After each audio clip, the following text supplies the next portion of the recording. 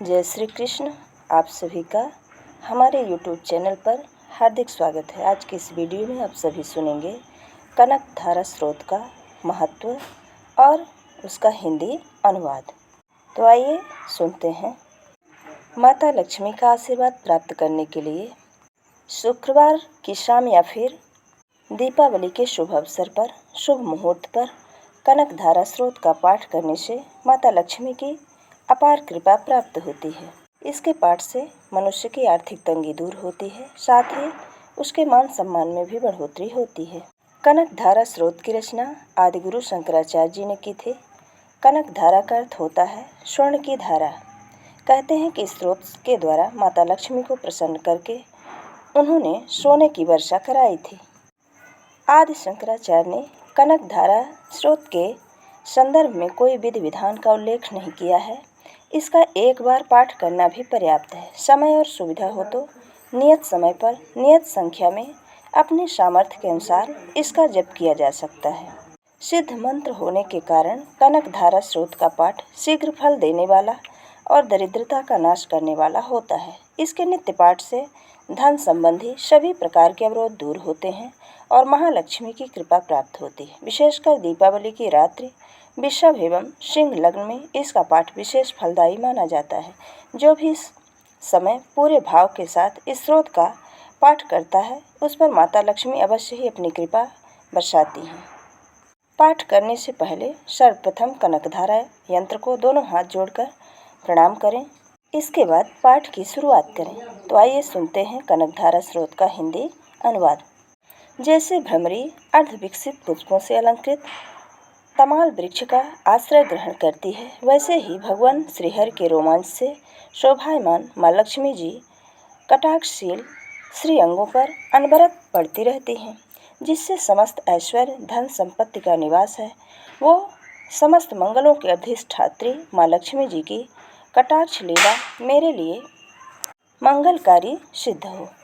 जिस प्रकार भ्रमरी कमल पर आती जाती रहती है, वैसे ही भगवान मुरारी के मुख कमल की ओर प्रेम सहित जाकर और लज्जा से वापस आकर समुद्र तनया लक्ष्मी के मनोहर मुख दृष्टिमाला मुझे खूब धन संपत्ति प्रदान करें। जो देवताओं के स्वामी इंद्र को भी सब कुछ देने में समर्थ हैं, मुर नाम के दैत्य के शत्रु भगवान विष्णु को भी आप अत्यंत प्रिय हो। नील कमल जिसका सहोदर है अर्थात भाई है, ऐसी लक्ष्मी अर्ध खुले हुए नेत्रों की दृष्टि किंचित क्षण के लिए मुझ पर डालें। जिसकी पुतली एवं भौहें काम के वशीभूत हों, अर्ध विकसित एकटक आँखों से देखने वाली आनंद सच्चिदानंद मुकुंद भगवान को अपने निकट पाकर किंचित तिरछी हो जाती हैं। ऐसे शेष पर शयन करने वाले भगवान नारायण की अर्धांगिनी श्री महालक्ष्मी के नेत्र हमें धन संपत्ति प्रदान करें। भगवान मधुसूदन के कौस्तुभ मणि से विभूषित वक्षस्थल में इंद्र नीलमयी हारावली की तरह जो सुशोभित हैं, उन भगवान के चित्त में काम संचारिणी कमल निवासिनी लक्ष्मी जी कृपा कटाक्ष मेरा भी सदा सर्वदा मंगल करें। जिस तरह से बिजली चमकती है, उसी प्रकार मधुकैटभ के शत्रु भगवान विष्णु के काली मेघ भक्त की तरह सुमनोहर वक्षस्थल पर आप एक विद्युत के समान देदीप्यमान होती हो, जो समस्त लोकों की माता है। भार्गवा पुत्र भगवती महालक्ष्मी जी पूजनीय हैं। वो मुझे कल्याण प्रदान करें। समुद्र तनया लक्ष्मी की वह मंदालस मंथर अर्धोन्मीलित दृष्टि के प्रभाव मात्र से कामदेव ने भगवान मधुसूदन के हृदय में स्थान प्राप्त किया था, वही दृष्टि मेरे ऊपर भी पड़े। भगवान श्रीहरि की प्रेमिका का नेत्र रूपी मेघ दया रूपी वायु से प्रेरित होकर दुष्कर्म रूपी धाम को दीर्घ काल के लिए दूर कर मुझ दुखी सदृश जातक पर धन रूपी जलधारा की वर्षा करें।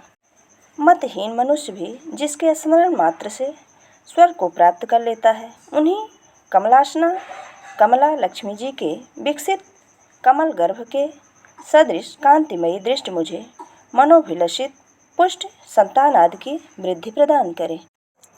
जो माँ भगवती श्री श्रेष्ठ क्रीड़ा में अवसर अनुसार देवताओं के रूप में विराजमान होती हैं, पालन क्रीड़ा के समय लक्ष्मी जी के रूप में विष्णु की पत्नी के विराजमान होते ही प्रलय क्रीड़ा के समय शाकंभरी भगवान शंकर की पत्नी के रूप में विद्यमान होती हैं।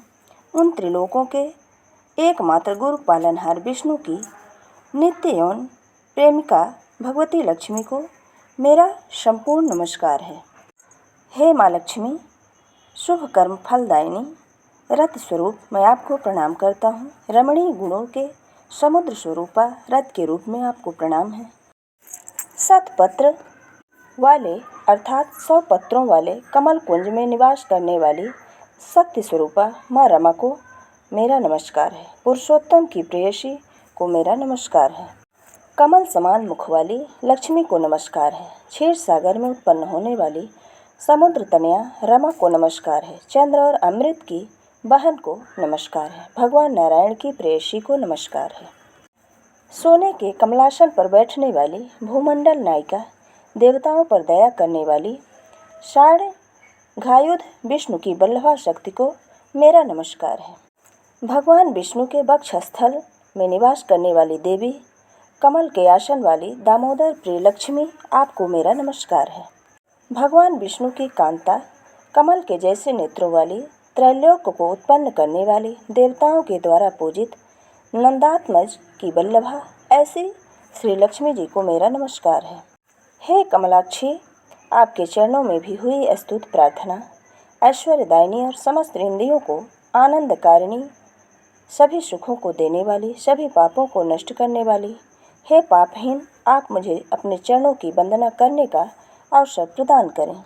जिसके कृपा कटाक्ष के लिए की गई उपासना सेवक के लिए समस्त मनोरथ और धन संपत्ति का विस्तार करती है, उस मुरारी की हृदयेश्वरी लक्ष्मी को मैं मन, वचन और शरीर से भजता हूँ। हे भगवती नारायण की पत्नी, आप कमल कुंज में रहने वाली हैं।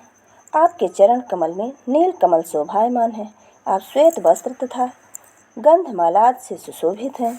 आपकी छवि सुंदर है, रमणीय है, अद्वितीय है। हे त्रिभुवन को वैभव प्रदान करने वाली, आप मेरे ऊपर भी प्रसन्न होइए।